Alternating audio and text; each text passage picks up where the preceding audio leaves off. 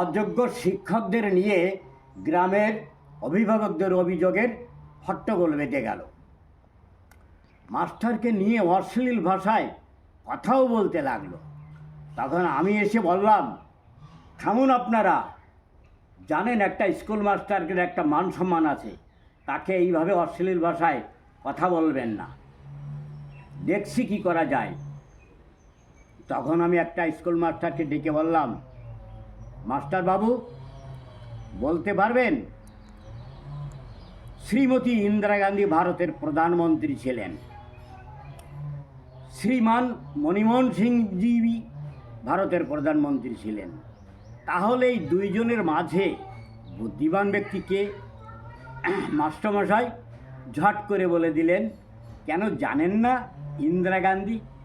আমি বললাম, এই সেরেছে, আপনাদের বাঁচাবো কি করে? শুনুন, ব্যাকরণ তো পড়েছেন, পড়ান, আবার পড়ান, তাহলে সেখানে স্ত্রীলিঙ্গ পুল্লিঙ্গ উল্লেখ আছে।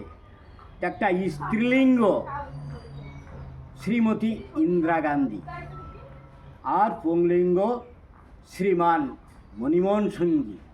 তাহলে এদের দুজনের মধ্যে বুদ্ধিমান ব্যক্তি কে হওয়া উচিত? মনমোহন সিংজি নিশ্চয়ই। সরি আঙ্কেল, ভুল হয়ে গেছে। ভুল নয়, ভুল নয়, ভুল নয়।